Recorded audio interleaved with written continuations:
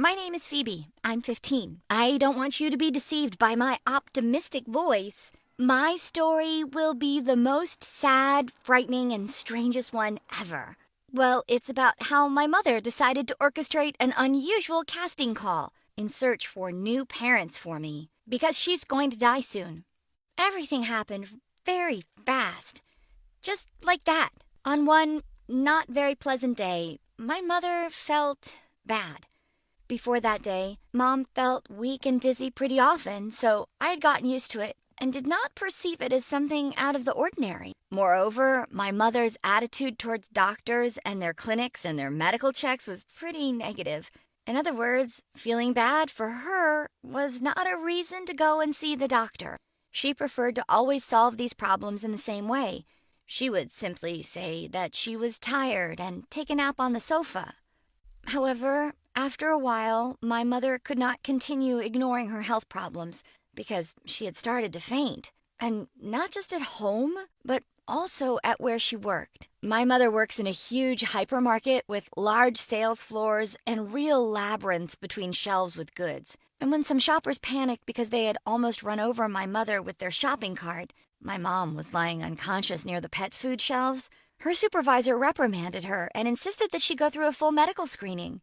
My mother tried to avoid it, not only because she did not want to, but also because she had not renewed her medical insurance. So the supervisor said that if she didn't figure this out, she would get fired. So she went to a medical clinic and got a checkup. The results of the tests were not just bad. When we learned the truth, our life fell apart like a house of cards. Oh, it's hard for me to talk about. Inside my mother's head, doctors found a tumor. And this tumor had been growing for a long time already. It began long before my mother began fainting regularly. And even after it started, my mother did not see a doctor for a long time and did nothing about it. And now it was too late to operate and too late to do anything, to put it simply. My mother neglected her state of health for so long, saving money by not paying for her medical insurance, that now it was not possible to cure her. You see, totally impossible. There was no sense in even trying. The only thing that we could try to do was to prolong my mom's life. But this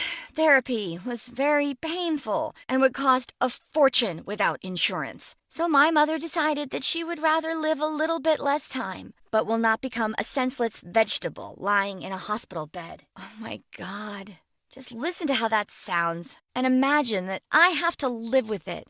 After my mother learned about her terrible illness, she was totally ruined, but only for a few days. And after that, my mother became surprisingly calm and even cheerful. She even began to dress up a little bit more elegantly than she used to. Willingly and happily went to work at her hypermarket as she decided to keep her job until the very end. And it seemed overall she was in pretty good spirits. I could not understand this, especially given that I knew about yet another problem that was on my mother's mind. We did not have any relatives. I never knew my father, and both my grandparents died when I was a little kid, so it looked like after her death, I was going to be under the guardianship of social workers.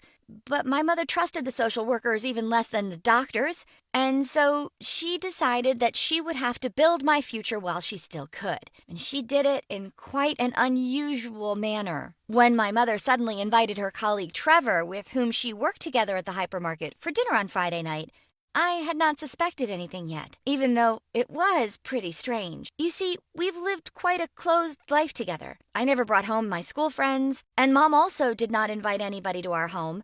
And all of a sudden, we are waiting for a man I had hardly ever heard of. Anyway, the evening went pleasantly. My mother made some very tasty food, though usually she rarely bothered about what we ate. Trevor, even though his clothes were pretty untidy, looked like a nice person. Too bad he lacked a sense of humor. He did not tell a single joke during the whole evening, even though my mother tried very hard to create an easygoing atmosphere. And it was more than obvious that she did not want us to just be talking about her illness. When Trevor left, giving me a long and somewhat strange look, my mother simply shocked me with a question. "Phoebe, dear, how would you like it if Trevor becomes your father?"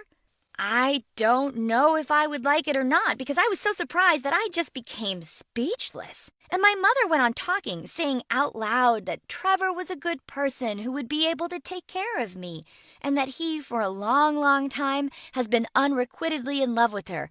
I mean, with my mom? At this point, she suddenly stopped her monologue, as if something came to her mind and said, "No, forget about it. It was a bad idea," and added that by next Friday she would definitely come up with something better. And she did come up with something. For the whole week, I did not want to bring up the topic of this strange idea, because I suspected that this conversation might upset her. You see, you can't even imagine what somebody who only has a few months left to live feels.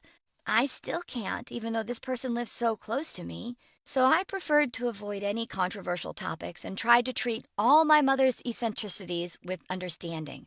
And so this time our dinner guest was Mrs. Gleckie. She lived in the furthest to the right house in our block and was well known in the neighborhood for her lack of family and presence of a whole crowd of cats that lived in her backyard. There were 15 or 16 cats, I'm sure. So, of course, I was very interested in why this aged but still a strong, enterprising lady was visiting our house. I was expecting with some fear that my mom would ask Mrs. Gleckie if she had a spare basket for a pet named Phoebe.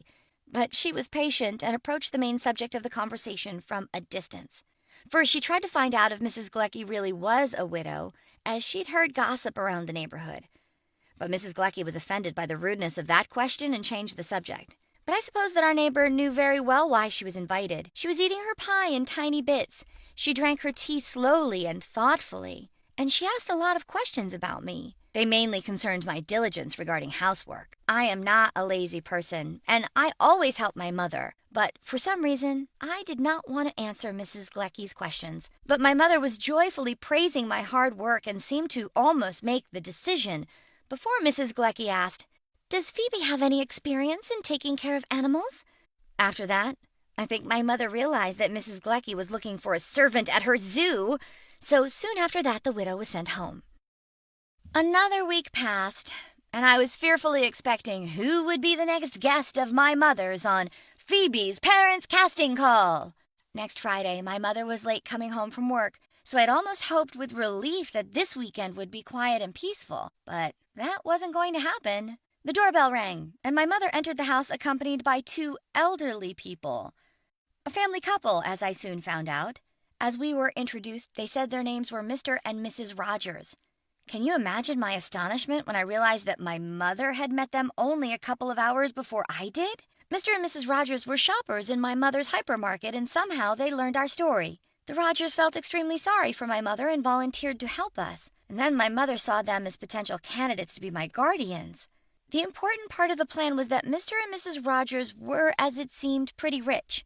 They had money and lived in a huge but empty house. I politely asked the Rogers why they were living alone. They sadly replied that once upon a time, long ago, they had a daughter, but she died tragically when she was still very young, and they could not have any more children after her. Both my mother and I were very touched by the story told by the Rogers, and I even started thinking that maybe it was not a bad idea. They have lost their daughter, and I will soon lose my mother, and perhaps we could help each other to live through the grief and become happy again. But when Mrs. Rogers asked casually if I would mind changing my name from Phoebe to Libby, because this was the name of their dead daughter, the magic was over, and my mother saw this nice old couple off the premises. After that, I decided I had had enough. I wanted to talk to my mother and to ask her to stop this useless search for a guardian for me, but I understood that I simply did not know where to start. Then I went to my school teacher, Miss Green. I had always been on very good terms with her, but I did not tell her about our situation.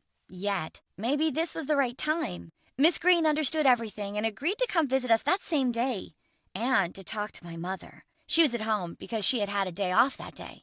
And do you know what we discovered when we saw her? My mother was carefully sorting our belongings. Everything at home was getting a sticker containing a note to whom it will be left according to her will.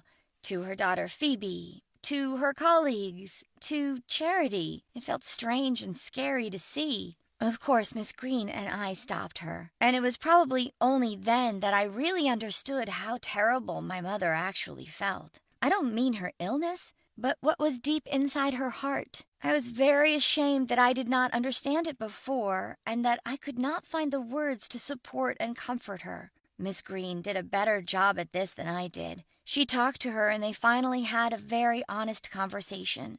My mother cried, and confessed that she was simply very, very afraid of dying. I hugged her tightly, and together with Miss Green, we talked her out of looking for a guardian for me. I don't know how much time we have left, my mother and I, but now I'm doing my best to make her last months happier and trying to ensure that she won't be afraid, because actually what she needs the most now is my support. And we decided to not think about what happens next. My teacher, Miss Green, will let me stay with her for a while, and I feel comfortable about that. And whatever will be,